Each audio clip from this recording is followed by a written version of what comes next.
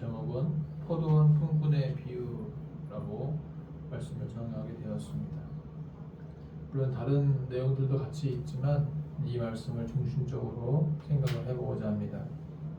자, 마태복음 20장의 내용들은 네 가지인데요.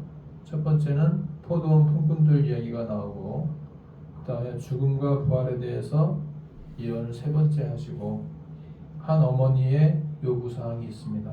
그리고 맹인 두 사람을 고치시는 내용이 나옵니다. 자, 우리가 포도원 품꾼들의 비유를 먼저 보겠는데, 지난주에 이어서 이번 주에도 천국의 비유를 말씀하고 있습니다. 지난주에는 밭의 보화, 그래서 누군가가 밭을 갈다가 금은보화를 발견하고 그것을 숨겨두었다가 집에 가서 전 재산을 다 팔아서 그 밭을 사고 그 밭에 있는 보화를 얻었다. 그것이 바로 천국이다 라는 말씀을 생각해 보았었죠. 진주 구하는 상인, 장사하는 사람이 진주를 구하자 온 돈을 다 들여서 진주를 구하듯이 천국은 내가 가장 소중한 것을 얻는 것이다 라고 생각을 해봤었습니다. 그물의 비유는 그러니까 좋은 고기 나쁜 고기 다 그물에 걸렸지만 좋은 물고기는 따로 모아두고 나쁜 물고기는 다시 버린다 하는 내용이죠. 자, 천국은 무슨 값을 치르고라도 얻어야 할 곳이다 라는 것입니다. 어떤 일이 있더라도 천국은 반드시 우리가 가야만 하는 곳이고 얻어야만 하는 곳입니다. 이번 주에도 마찬가지로 이제 포도원 품꾼의 비유를 말씀하고자 하는데, 포도원 품꾼의 비유의 핵심은 뭐냐면 천국에 들어가는 조건이 동등하다는 거예요. 동등. 처음에 출발하나 마지막에 출발하나 동등하다는 거죠. 차이가 없다는 것입니다. 그 내용을 같이 생각해 보겠습니다. 자, 먼저 1절 읽어볼까? 1절 말씀 다 같이 시작. 천국은 마치 품꾼을 얻어 포도원에 들여보내려고 이른 아침에 나간 집주인과 같으니, 천국은 집주인과 같다. 어떠한 집주인이냐? 품꾼을 얻어서 포도원에 들여보내려고 일찍 아침에 나가서 사람들을 부르는 집주인과 같다는 것입니다. 천국의 주인은 하나님이십니다. 하나님께서 천국에 오게 하실 수도 있고 못 오게 하실 수도 있습니다. 사장이 직원들을 뽑을 때 이 사람을 택할 수도 있고 그냥 탈락시킬 수도 있는 것입니다. 하나님께서는 천국에 오는 사람들을 천국에 오게 할 수도 있고 지옥에 가게 할 수도 있습니다. 그래서 예수 그리스도의 죽으심과 부활을 믿는 사람만이 천국에 갈 수가 있는 것이고, 그 사실을 믿지 못하면 지옥에 가는 것입니다. 천국에 들어가는 길과 문은 이미 활짝 열려 있어요. 누구나 올 수 있도록 활짝 열려져 있습니다. 그래서 천국에 가는 길이 이렇게 계단이 있고 문이 활짝 열려 있는데, 누구나 갈 수 있지만 아무나 갈 수는 없습니다. 누구든지 갈 수 있도록 열어놓았지만 아무나 갈 수는 없죠. 예수를 믿는 사람만이 갈 수가 있는 것입니다. 내가 곧 길이요 진리요 생명이니 나로 말미암지 않고는 아버지의 집에 들어갈 자가 없다 그랬습니다. 예수 그리스도를 통해서만이 천국에 갈 수가 있습니다. 마태복음 20장 오늘 말씀에서 왜 품꾼에 비유했을까? 품꾼.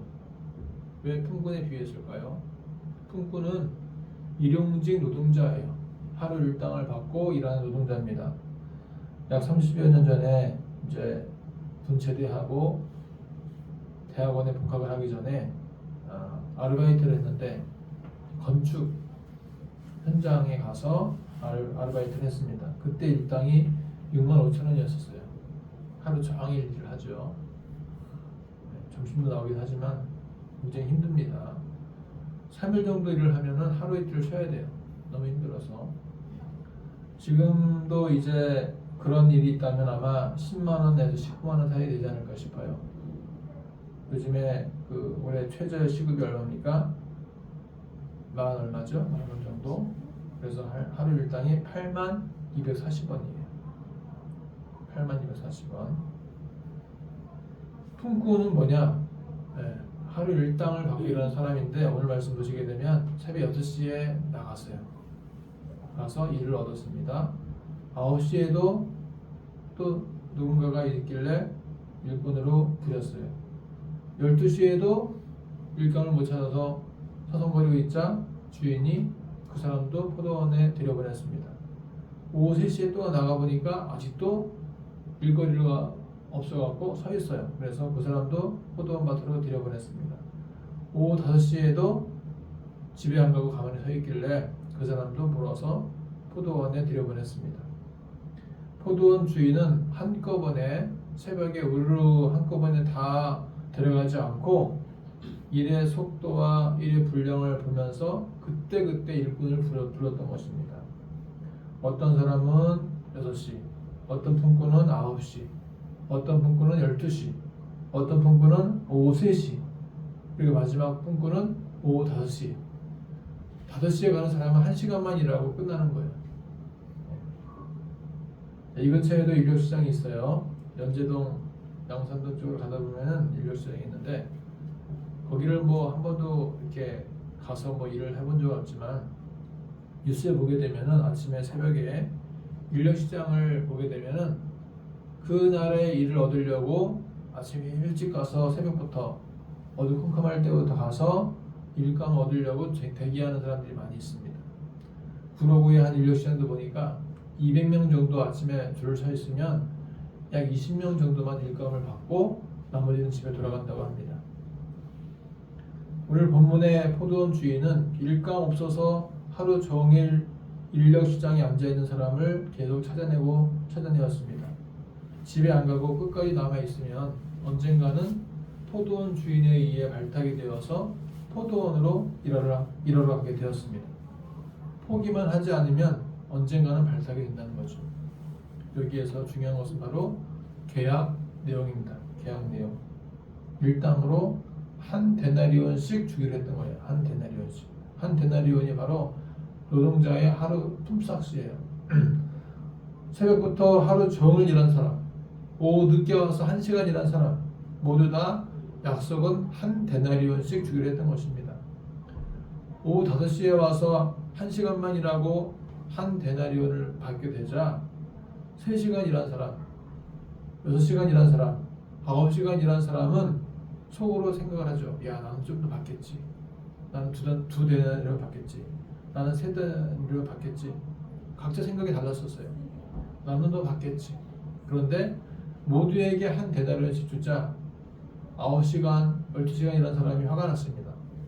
아니, 더위를 무릅쓰고 이렇게 하루 종일 힘들게 일을 했는데 고작 1시간 일한 사람에게도 한 데나리온을 주고 10시간 일한 사람도 한 데나리온씩 주고 말이 안 된다. 안 맞다 이건.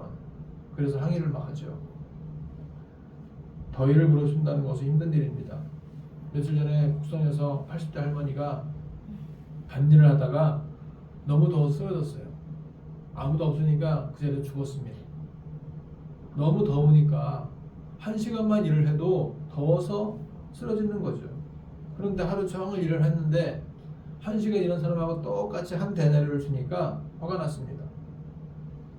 살인 같은 더위가 요즘 많죠. 품꾼들도 더위를 이겨내면서 힘들게 일한 대가를 정당하게 받고 싶었던 것입니다. 그런데 주인은 단호했어요. 나와 약속한 것은 한 데나리온씩이다. 여러분, 천국이 바로 이런 것입니다. 모태신앙, 태어나기 전부터 어머니 뱃속에서 믿었던 모태신앙자도 여러분들 다 모태신앙이죠. 네. 그리고 초등학교 때부터 다녔던 사람도 나는 초등학교 때 다녔습니다. 청년이 되어서 믿은 사람, 대학생 때 이제 대학 가서 CCC를 만나고 뭐 하면서 예수를 믿게 된 사람이 있어요. 중년의 나이가 되어서 예수를 믿고 교회를 다니는 사람이 있습니다. 노년의 나이가 되어서 교회를 다니고 예수 믿고 구원받은 사람이 있습니다. 오래 믿었다고 더 나은 천국에 가는 것은 아니에요. 천국은 나이와 상관없이 믿는 순간부터 이미 확보해 놓은 것입니다. 예수께서 십자가에 달리셨을 때, 자, 2명의 강도가 있었죠. 한 명은 네가 예수냐? 네가 메시아냐? 그렇다면 우리를 구원해 봐라 하면서 비아냥거렸어요. 그런데 옆에 있던 강도는 예수님, 저는 죄인입니다. 하나님 나라가 임하시게 되면 저를 꼭 기억해 주시옵소서 하면서 죽었어요. 그래서 이렇게 말한 사람은 결국 평생을 강도짓하고 못된 짓 했지만 죽음 직전에 예수를 믿었기 때문에 그는 구원을 받게 되었다는 것입니다. 그래서 바로 이 십자가의 한 강도는 마치 5시에 나와서 일했던 품꾼과 같은 거죠.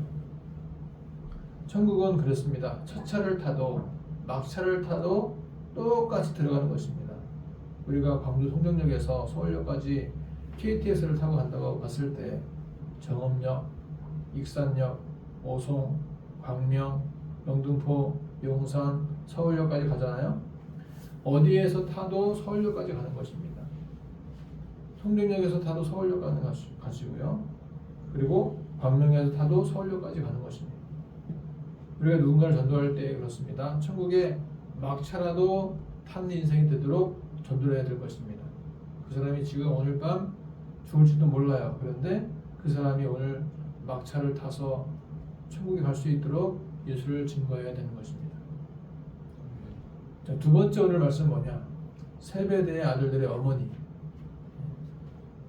조금 전에도 이제 요셉의 친구가 전화가 왔어요. 나 신천지 다니는데 너는 뭐 이런 교회 다니냐? 요셉이가 신천지는 사기야 사기 다니지 마. 그런데 걔는 나는 신천지가 옳다 하면서 다니고 있다는 거죠. 여러분 이거 우리가 계속해서 바른 것을 얘기를 해줘야 돼요. 바른 것을. 겉으로 보기엔 난 티가 안 납니다.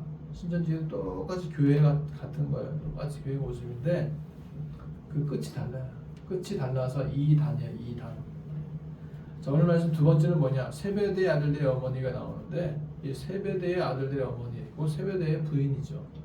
이 세베대의 아들들이 누구냐? 야고보와 요한입니다. 야고보와 요한. 그런데 여인이 예수께 와서 물어봅니다. 예수님, 나중에 예수께서 이 나라를 통치하시게 될 때에는 제 아들 요한은 오른편에 앉혀주시고 야고보는 왼편에 앉혀주세요 라고 요청합니다. 청탁하는 거죠. 청탁. 치맛바람을 막 엄마가 얼마 자기 자녀를 위해서 애를 많이 씁니까? 네? 막 봉투도 갖다 주고 뭐 그냥 뒤에서 온갖 일을 다 하지 않습니까? 엄마들이 치맛바람. 그런데 하나님의 나라는 높고 낮음의 관계가 이 지상에서의 관계랑 다른 것입니다. 천국은 높아지고자 하는 자는 낮아지고 자기를 낮추는 자가 높아지는 곳입니다. 빌립보서 2장 보시게 되면 예수께서도 낮아지셨기 때문에 높아지신 것입니다. 자, 다같이 우리 빌립보서 2장 5절부터 11절 읽어볼까요? 다같이 시작.